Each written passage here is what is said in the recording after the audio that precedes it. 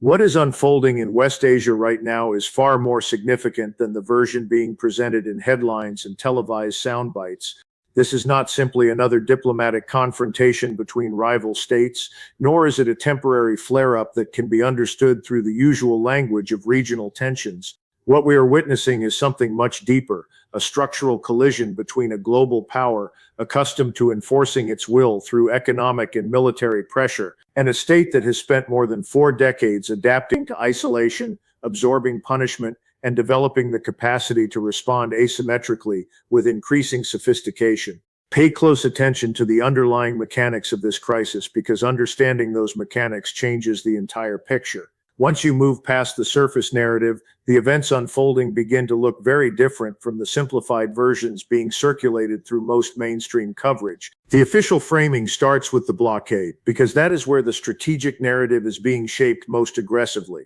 American officials have repeatedly emphasized the number of commercial vessels redirected or intercepted under the newly imposed naval restrictions around Iran. The figures are presented as evidence of success: dozens of tankers turned away, tens of millions of barrels prevented from reaching market, billions of dollars in disrupted revenue. The message being communicated is straightforward: that pressure is finally working, and that Iran's economy is being cornered into submission. But if you examine the same numbers from a different angle, they tell a very different story.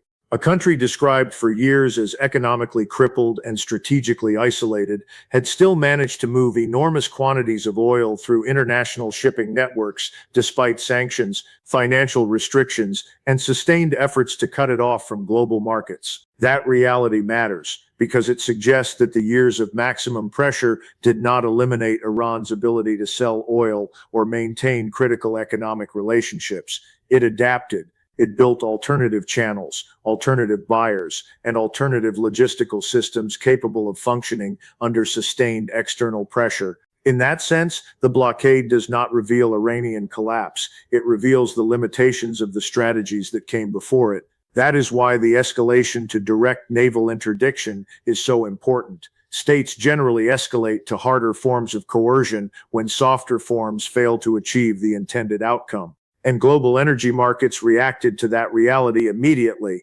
Oil prices surged sharply because markets understand something political messaging often tries to obscure. Energy disruption at this scale does not remain contained to one country. It spreads outward through every economy connected to global supply chains. Higher oil prices do not punish only Iran. They affect Europe, Asia, American consumers, and U.S. allies whose economies depend on stable energy flows.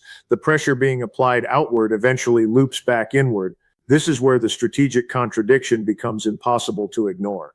The stated objective is to force concessions by increasing economic pain, but the mechanism used to create that pressure simultaneously destabilizes the global system that American allies and partners rely upon. That contradiction is what Iranian officials have been pointing to when they describe the strategy as incoherent, and analytically there is substance to that argument.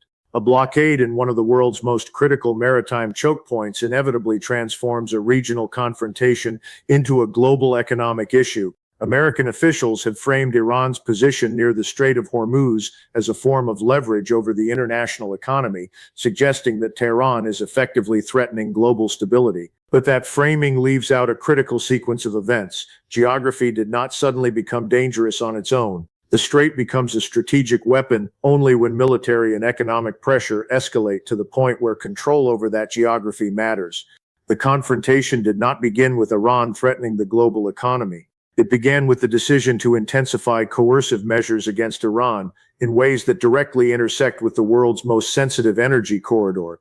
What makes the situation even more revealing is the public comparison being made between blockade and direct military action. Statements suggesting that naval pressure may be more effective than bombing campaigns are significant, not because of the conclusion, but because of what they imply.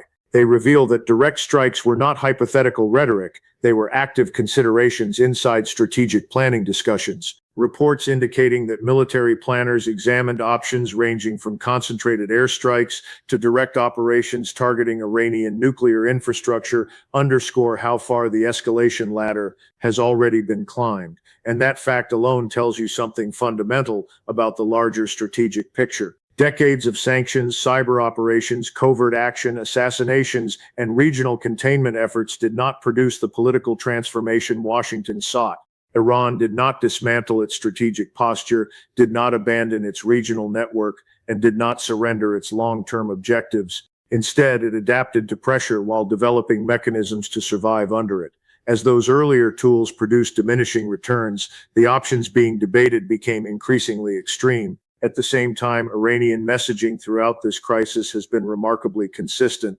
Public statements from senior officials have repeatedly emphasized that diplomacy remains possible and that war is not viewed as a viable solution. In much of Western coverage, those statements are often interpreted as weakness or desperation, but they can also be understood differently as signals that negotiation is acceptable, provided it does not amount to unconditional capitulation. That distinction matters, because there is a difference between refusing diplomacy and refusing terms designed to eliminate strategic autonomy altogether. This is where broader geopolitical alignment begins to enter the picture. Russia's involvement is particularly important, not necessarily because Moscow seeks direct confrontation, but because it recognizes what this conflict represents within the evolving international system. Russian statements warning about the global consequences of military escalation were paired with support for diplomatic arrangements that would preserve some form of negotiated framework. Reports suggesting Russian willingness to participate in oversight mechanisms related to Iran's nuclear program indicate an effort to position Moscow not simply as an observer, but as a power broker within the crisis itself. And from Russia's perspective, the stakes extend beyond Iran. The confrontation represents a larger test of whether states outside the Western security architecture can maintain independent strategic policies without eventually facing escalating coercion. Sanctions, economic isolation, cyber operations, targeted killings, military threats — these are increasingly viewed not as isolated tools used in exceptional cases, but as components of a broader enforcement structure designed to preserve a specific global order. That is why this crisis matters far beyond the Middle East, because underneath the immediate tensions lies a deeper question about the future structure of international power itself. Whether the coming decades remain organized around a single dominant center capable of enforcing political outcomes globally, or whether enough states develop the capacity, resilience, and partnerships necessary to resist that pressure and create a more fragmented multipolar system. And right now, that larger struggle is unfolding in real time across the waters of the Persian Gulf. Russia understands this logic because it has spent years operating under the weight of sanctions, isolation, and attempts to constrain its strategic freedom through economic and military pressure. China understands it for similar reasons, watching closely as financial systems, trade access, and security frameworks become tools of geopolitical leverage. And across the global south, an increasing number of governments understand it because they have watched what happened to states that fell into direct confrontation with the Western order without possessing the capacity to resist it. Iraq, Libya, Syria. Each case reinforced the same lesson for countries seeking strategic independence.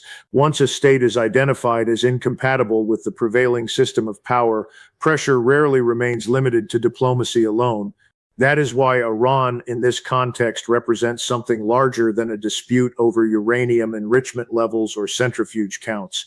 It has become a test case for a much broader question. Can the United States still compel a determined regional power to completely dismantle strategic capabilities that it views as essential to its sovereignty and long-term security? Not temporary limits, not monitored reductions, full verifiable elimination. Because the demand being discussed now goes far beyond the framework of earlier agreements. The issue is no longer controlled enrichment under international supervision. It is whether Washington retains the ability to impose total strategic compliance on a state that has spent decades preparing specifically to resist that outcome. Seen through that lens, symbolic gestures and political branding exercises begin to look disconnected from the underlying realities driving the confrontation.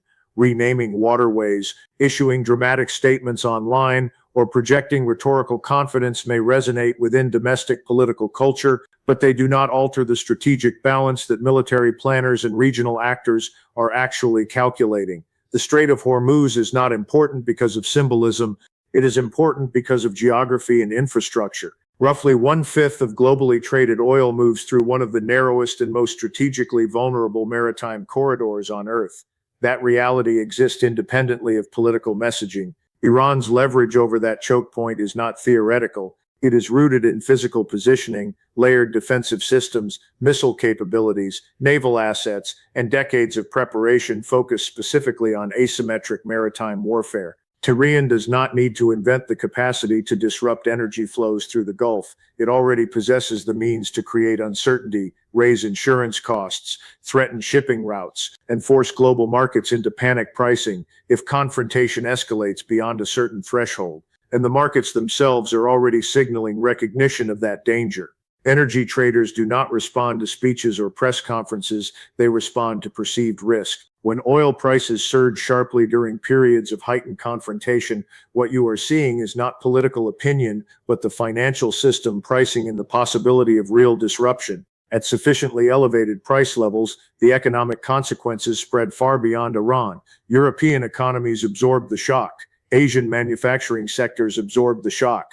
American consumers absorb the shock through inflation and energy costs. The pressure generated by the crisis begins affecting the very coalition attempting to impose it. That asymmetry is central to Iran's deterrent strategy.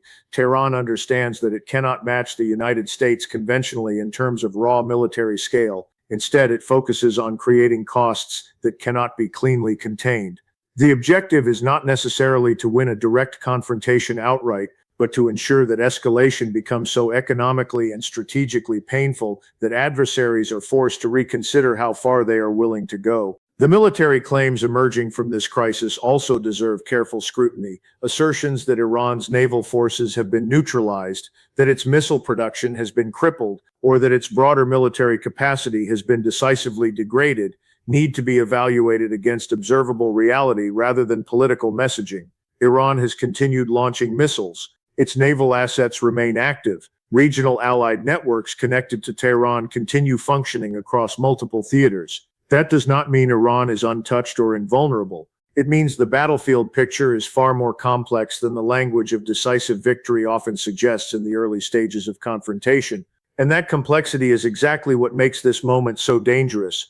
Because the deeper this crisis moves into questions of credibility, deterrence, and global power alignment, the harder it becomes for either side to step back without appearing strategically weakened. Once conflicts become tied not only to immediate objectives but to perceptions of long-term power and legitimacy, compromise becomes politically and psychologically harder to sustain. That is the real significance of what is happening now. Not simply the immediate military exchanges or economic measures, but the fact that this confrontation is increasingly being interpreted around the world as a test of whether the international system is still dominated by a single enforceable center of power, or whether enough states now possess the resilience, partnerships, and asymmetric tools necessary to resist it. If Iran's missile production capability had truly been reduced by something approaching 80%, the effects would be unmistakable. That level of degradation would represent one of the most consequential counterforce operations in modern regional warfare. You would expect to see a dramatic collapse in Iran's ability to sustain launches, replenish inventories, coordinate regional pressure, and maintain the level of operational signaling it has historically relied upon. Those effects would not be subtle. They would be visible across the entire strategic landscape of the Middle East. But that is not what we are seeing. Missile launches have continued. Regional deterrence networks connected to Tehran remain active. Iranian military signaling has not disappeared, nor has the broader perception among American planners that Iran still retains significant retaliatory capability. And perhaps the clearest indication of that reality is the fact that contingency planning reportedly continues around far more direct and dangerous options, including operations aimed at physically securing or removing enriched uranium stockpiles. States do not continue preparing extraordinary military contingencies when they believe the core strategic problem has already been solved. The continued existence of those discussions is in itself evidence that the military picture remains unresolved. And that brings the focus back to diplomacy, because beneath all the rhetoric and escalation, the confrontation has ultimately reached a familiar deadlock. Iran has repeatedly indicated through official channels that it remains open to negotiations. What it rejects is not diplomacy itself, but a negotiating framework built around unilateral concessions imposed under active military pressure, economic strangulation, and explicit threats of force. From the perspective of international relations, that position is neither unusual nor difficult to understand. States rarely surrender what they perceive as strategic deterrence capabilities while facing adversaries that retain overwhelming military superiority and continue openly discussing coercive options. History offers very few examples of sovereign governments voluntarily disarming themselves under those conditions, particularly when the surrounding security environment remains hostile and unstable. That reality is important because it highlights the core contradiction inside the current approach. Washington's strategy appears to assume that escalating pressure will eventually force Tehran into accepting terms it has rejected for decades. But Iran's strategic culture has been shaped precisely by the belief that external pressure must be resisted, not accommodated, because accommodation without guarantees ultimately produces vulnerability rather than security, and this is where the broader geopolitical context matters again. Countries watching this confrontation are not evaluating it only through the lens of nuclear policy. They are evaluating it through the lens of sovereignty, deterrence, and survival in an international system where military and economic pressure are increasingly used together. The lesson many governments draw from recent history is not that weakness produces safety, but that strategic vulnerability can invite deeper intervention. That does not mean escalation is inevitable or that diplomacy is impossible. It means that any realistic diplomatic solution would likely require both sides to move away from maximalist expectations, because negotiations framed around total capitulation are rarely sustainable, especially when the state being pressured believes the concessions demanded would permanently weaken its ability to defend itself in the future. The deeper problem, then, is not simply technical disagreements over enrichment levels or inspection mechanisms. It is the collapse of trust between adversaries who fundamentally disagree on the structure of regional security itself. One side views Iran's strategic capabilities as the source of instability. The other views those same capabilities as the only reason it has survived decades of sustained pressure without suffering the fate of governments that lacked credible deterrence when confrontation escalated. And until that underlying contradiction is addressed, every round of escalation risks pushing the crisis closer to a point where neither side can achieve its objectives cleanly, but both sides become increasingly trapped by the logic of confrontation they helped create, treating the demand for complete Iranian denuclearization as though it were simply a normal negotiating position, rather than what Tehran almost certainly perceives it to be.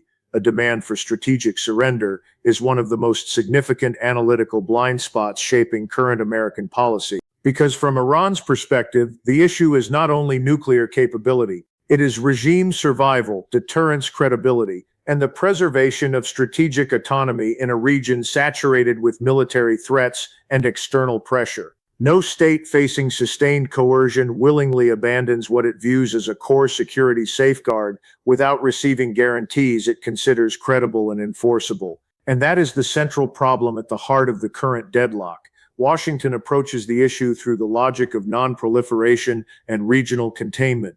Tehran approaches it through the logic of deterrence and survival. Those are fundamentally different frameworks, and negotiations become extraordinarily difficult when both sides believe the stakes are existential. This is why proposals involving third-party management or international oversight mechanisms matter far more than they may initially appear. Russia's reported willingness to participate in the handling or supervision of Iranian enriched uranium creates a potential structural compromise that differs significantly from earlier approaches.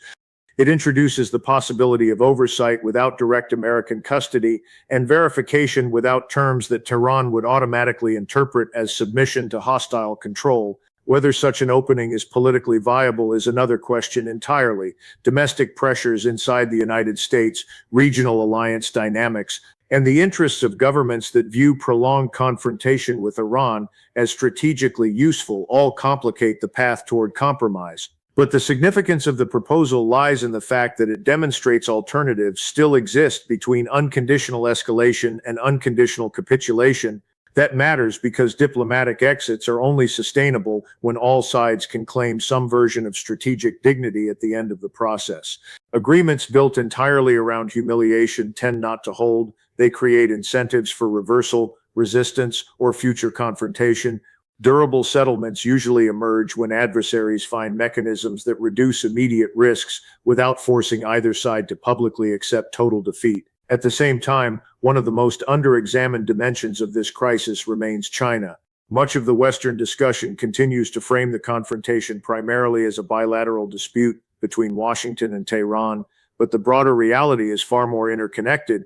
China's dependence on Gulf energy flows, its expanding economic relationships across West Asia, and its larger strategic competition with the United States make the stability of the region directly relevant to Beijing's long-term interests. For China, this is not only about oil imports, it is about whether critical global trade routes and energy corridors remain vulnerable to unilateral coercive pressure during periods of geopolitical rivalry. Beijing is studying these events not simply as a regional conflict, but as a preview of how economic interdependence, maritime chokepoints, and sanctions enforcement may function in a future international system defined by intensified great power competition. And that broader international context changes the meaning of everything happening now. What appears on the surface to be a dispute over sanctions, enrichment, and naval enforcement is increasingly becoming part of a much larger struggle over the future structure of global power itself. Questions about sovereignty, deterrence, financial pressure, military reach, and control over critical trade networks are all converging into the same crisis. That is why this moment matters beyond the immediate headlines. Because beneath the daily developments lies a deeper transition taking shape, one in which the assumptions that defined the post-Cold War order are being tested simultaneously across military, economic, and geopolitical domains. And the outcome of these confrontations will influence not only the future of West Asia, but the balance of power shaping the international system for decades to come.